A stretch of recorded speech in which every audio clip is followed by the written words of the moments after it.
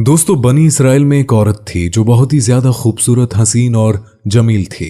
उसकी हुस्न का यह आलम था कि जो कोई भी उसे देखता उस पर फिदा हो जाता था। लेकिन वो औरत बहुत ही ज्यादा बदकार थी।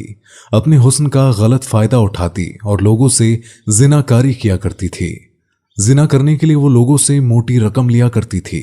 वो जिनाकारी में इस तरह डूबी कि पूरी बस्ती वालों के साथ उसके नाजायज ताल्लुकात थे और वो जिना के पैसों से इतनी मालदार हो गई कि उसने अपने लिए एक बड़ा सा महल बनवा लिया और जिना करने के लिए उसने अपने कमरे में सोने का पलंग बनवा रखा था। अब वो और भी ज्यादा मोटी रकम लेने लगी।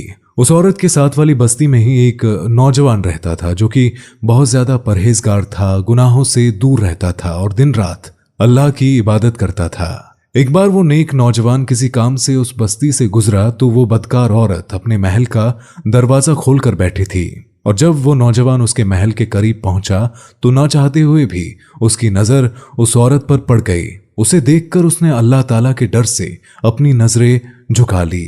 ये इस नौजवान का इम्तिहान था कि किस तरह से अपने नफ्स को काबू में रखे। उस वक्त तो वो नौजवान अपने घर वापस लौट गया, लेकिन उस औरत की खूबसूरती, उसका हुस्नो जमाल नौजवान की आंखों और दिमाग में बैठ सा गया था। वो अपने नफ्स को काबू में रखने के लिए अपने आप को तरह तरह से सजा देता। कभी वो कई दिनों तक भूखा प्यासा रहता और कभी आग के सामने खड़ा होकर अपने जिस्म को आग की तपिश में जलाता। मगर उस औरत का ख्याल जहनो दिल से निकलता न था। उसने रोजे भी रखे लेकिन उस औरत का ख्याल नहीं निकल पाया और एक दिन उसको शैतान ने बहका दिया। तो उसने सोचा कि जब मैं इस ख्याल से निकल ही नहीं पा रहा हूं तो एक बार उससे मिल लेता हूं। तो प्यारे दोस्तों, नौजवान उस औरत के पास गया और उसने कहा, ए औरत, तू कितनी रकम लेगी मेरी ख्वाहिश को पूरा करने के लिए? उस औरत ने अपनी रकम बता दी और रकम सुनकर यह नौजवान अपने घर आया और अपनी जमा पूंजी इकट्ठा कर ली और सब कुछ सामान बेचकर उस औरत की रकम के बराबर पैसा इकट्ठा किया। फिर उस औरत को यह रकम उसने जाकर दे दी। उस बदकार औरत ने उस नौजवान को अपने सोने के पलंग पर बैठाकर उसके साथ छेड़छाड़ शुरू कर दी। तो ये नौजवान एकदम से बेचैन होकर कांपने लगा और सोचने लगा कि इतने साल मैंने नेकियां की, इबादतें की और अब मैं ये क्या कर रहा हूं? मैं उस जहन्नुम की आग को कैसे बर्दाश्त करूंगा और मेरा रब तो मुझे देख रहा होगा। बस इस ख्याल का दिल में आना था कि अल्लाह ताला का डर दिल पर गालिब आ गया और उस नौजवान ने औरत से कहा, ए औरत, मुझे छोड़ दे, मुझे जाने दे। ये काम मैं नहीं कर पाऊंगा कि जिससे मेरा रब मुझसे नाराज हो जाए और ये जो रकम मैंने तुझे दी है वो चाहे तू मुझे वापस ना कर तो अपने पास ही रख ले, मुझे नहीं चाहिए।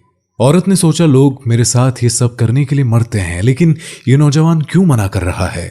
बहरहाल उस औरत ने उसे छोड़ दिया और फिर उस औरत ने सोचा कि मैंने न जाने कितने लोगों के साथ ऐसे जिनाकारी की है, इस नौजवान ने तो मेरे साथ कोई भी जिना नहीं किया। और ये इतना डर गया कि इसके दिल में अल्लाह ताला का इतना ज्यादा खौफ आ गया कि ये यहां से वापस भाग गया और अपनी रकम भी यहीं छोड़ गया। फिर उस औरत ने नौजवान के बारे में बहुत ज्यादा सोचा। दिन और रात बस उसी नौजवान के बारे में सोचती रही और फिर उसका पता लगाने के लिए उसकी बस्ती में चली गई। उसका पता पूछते पूछते वो उसके घर के पास जा पहुंची।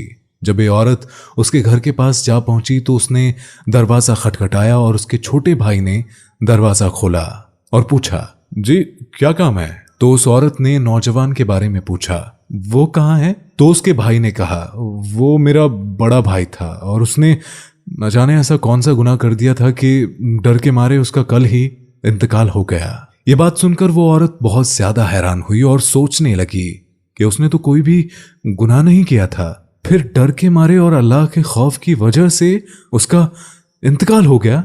और मैं कितनी बदकार हूं जो रोजाना न जाने कितने गुनाह करती हूं, तो आखिर में मेरा क्या बनेगा? ये सोचकर ही उस औरत की आंखों में आंसू आ गए और उसने सच्चे दिल के साथ तौबा कर ली और फिर उसके भाई से उसने सारा वाकया बयान कर दिया। उसके भाई से औरत ने कहा, क्या तुम मुझसे शादी करोगे? तो फिर उस नौजवान के भाई ने सोचा कि जब इस औरत ने अल्लाह ताला से सच्चे दिल से तौबा ही कर ली है तो अल्लाह ताला भी इसे माफ कर देगा। और फिर उसने उस औरत से शादी कर ली। फिर उस औरत ने बुराई के काम से कमाए हुए अपने तमाम असासे बेच डाले उसका जो महल था उसने वो भी बेच दिया, उसका जो सोने का पलंग था उसने वो भी बेच दिया और अपने तमाम पैसे जायदाद सब कुछ गरीबों में बांट दिया। और इसके बाद इस औरत ने दिन रात सिर्फ तौबा की और अल्लाह की इबादत की। ये औरत नेक और परहेज हो गई। इसके दिल में अल्लाह की ऐसी मोहब्बत जागी और ऐसा खौफ जागा कि अब ये औरत किसी गैर महरम के पास जाना तो दूर, उसको देखना भी पसंद नहीं करती थी। ये औरत जो कि अल्लाह ताला के हुक्म पर चलने लगी और फिर उसके यहाँ 7 बच्चों की पैदाइश हुई और बताया जाता है कि उसके सातों के सातों बच्चे अल्लाह के वली बन गए। तो दोस्तों, आपने तौबा करने की बरकत को मुलाहिजा किया। अगर कोई सच्चे दिल से तौबा कर लेता है तो वो कितना ही बड़ा गुनहगार क्यों ना हो, अल्लाह ताला उसे माफ फरमा देता है अगर वो सच्ची तौबा करे। तो दोस्तों, हम सबको भी चाहिए कि अगर हमसे जाने अनजाने में कोई भूल हो गई हो, कोई भी गुनाह हो गया हो, तो अल्लाह ताला से सच्चे दिल से तौबा कर लेने में ही भलाई है। क्योंकि दोस्तों, अल्लाह ताला तो रहमान है, रहीम है, वो अपने बंदों के गुनाहों को माफ फरमा देता है। तो इसीलिए अल्लाह ताला से ये दुआ है कि अल्लाह ताला हम सभी को माफ फरमा दे। आमीन, अल्लाहुम्मा आमीन।